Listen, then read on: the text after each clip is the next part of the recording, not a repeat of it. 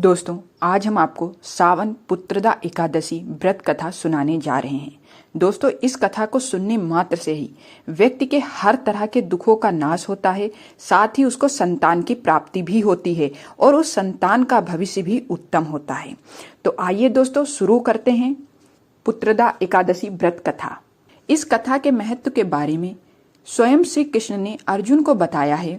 अर्जुन ने एकादशी के महत्व के बारे में सुनते हुए श्री कृष्ण से पूछा, हे प्रभु, मुझे आप श्रावण माह के शुक्ल पक्ष की एकादशी की कथा सुनाने की कृपा करें।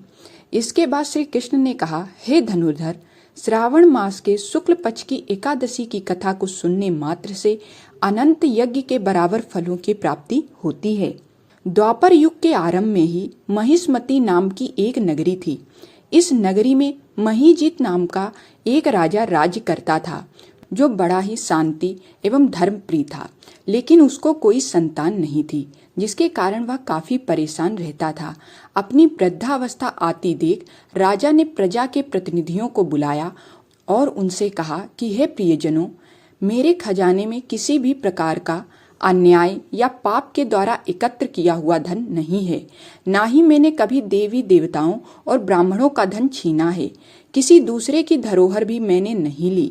मैंने हमेशा प्रजा को अपने पुत्र के समान माना है और उनका मैं पालन कर रहा हूँ। मैं अपराधियों को पुत्र तथा बांधवों की तरह दंड देता रहा। कभी किसी से घृणा नहीं की, सबको समान माना है। सज्जनों की सदा पूजा करता हूँ। इस प्रकार धर्मयुक्त राज्य करते हुए भी मेरे पुत्र नहीं हैं, सो मैं अत्यंत दुख पा रहा हूँ। इसका क्या कारण है? राजा महीजित की इस बात को विचारने के लिए मंत्री तथा प्रजा के प्रतिनिधि वन को गए। वहां बड़े बड़े ऋषि मुनियों के दर्शन किए। राजा की उत्तम कामना की पूर्ति के लिए किसी श्रेष्ठ तपस्वी मुनि को देखते फिरते रहे। एक आश्रम में उन्होंने एक अत्यंत वायोवृद्ध, धर्म के ज्ञाता, बड़े तपस्वी, परमात्मा में मन लगाए हुए, निराहार, जितेंद्री, जित क्रोध, सनातन धर्म के गुण तत्वों को जानने वाले, समस्त शास्त्रों के ज्ञाता महात्मा लोमस मुनि को देखा, जिनका कल्प के व्यतीत होने पर एक रोम गिरता था। सबने जाकर ऋषि को प्रणाम किया। उन लोगों को देखकर मुनि ने पूछा कि आप लोग किस कारण से आए हैं? निसंदेह में आप लोगों का हित करूंगा। मेरा जन्म केवल दूसरों के उपकार के लिए हुआ है, इसमें संदेह मत करो। लोमस ऋषि के ऐसे वचन सुनकर सब लोग बोले, हे महर्षि, आप हमारी बात जानने में ब्रह्मा से भी अधिक समर्थ हैं, अतः आप हमारे इस संदेह को दूर करो। महिष्मती पुरी का धर्मात्मा राजा महीजीत प्रजा का पुत्रों के समान पालन करता है, फिर भी वह पुत्रहीन होने के कारण दुखी है। उन लोगों ने आगे कहा कि हम लोग उनकी प्रजा हैं, अतः उनके दुख से हम भी दुखी हैं।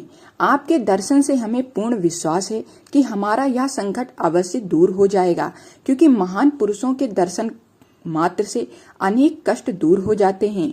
अब आप कृपा करके राजा के पुत्र होने का उपाय बतलाएं। यह वार्ता सुनकर ऋषि ने थोड़ी देर के लिए नेत्र बंद किए और राजा के पूर्व जन्म का वृतांत जानकर कहने लगे कि यह राजा पूर्व जन्म में एक निर्धन वैश्य था। निर्धन होने के कारण इसने कई बुरे कर्म किए। यह एक गांव से दूसरे गांव व्यापार करने जाया करता था। एक समय ज्येष्ठ मास के शुक्ल पक्ष की द्वादशी के दिन मध्याह्न के समय वह 2 दिन से भूखा प्यासा था। एक जलाशय पर जल पीने गया। उसी स्थान पर तत्काल की ब्याही हुई प्यासी गौ जल पी रही थी। राजा ने उस प्यासी गाय को जल पीते हुए हटा दिया और स्वयं जल पीने लगा। इसलिए राजा को यह दुख सहना पड़ रहा है। एकादशी के दिन भूखा रहने के कारण वह राजा हुआ और प्यासी गाय को जल पीते हुए हटाने के कारण पुत्र वियोग का दुख सहना पड़ रहा है। ऐसा सुनकर सब लोग कहने लगे कि हे ऋषि, शास्त्रों में पापों का प्रायश्चित भी लिखा है, अतः जिस प्रकार राजा का यह पाप नष्ट हो जाए, आप ऐसा उपाय बताइए। लोमस मुनि कहने लगे कि श्रावण शुक्ल पक्ष की एकादशी को, जिसे पुत्रदा एकादशी भी कहते हैं, तुम सब लोग व्रत करो और रात्रि को जागरण करो, तो इससे राजा का यह पूर्व जन्म का पाप अवश्य नष्ट हो जाएगा। साथ ही राजा को पुत्र की अवश्य प्राप्ति होगी। लोमस ऋषि के ऐसे वचन सुनकर मंत्रियों सहित सारी प्रजा नगर को वापस लौट आई और जब श्रावण शुक्ल पक्ष की एकादशी तिथि आई तो ऋषि की आज्ञा के अनुसार तो सबने पुत्रदा एकादशी का व्रत और जागरण किया। इसके पश्चात द्वादशी के दिन इसके पुण्य का फल राजा को दिया गया और उस पुण्य के प्रभाव से रानी ने गर्भ धारण किया और प्रसव काल समाप्त होने पर उनके यहाँ एक बड़ा तेजस्वी पुत्र उत्पन्न हुआ। इसीलिए हे राजन, इस श्रावण शुक्ल एकादशी का नाम पुत्रदा पड़ा। अतः संतान सुख की इच्छा हासिल करने वाले इस व्रत को अवश्य करें। इसके महामात्य को सुनने से मनुष्य सब पापों से मुक्त हो जाता है और इस लोक में संतान सुख भोग कर परलोक में स्वर्ग को प्राप्त होता है। तो दोस्तों, ये थी पुत्रदा एकादशी व्रत कथा।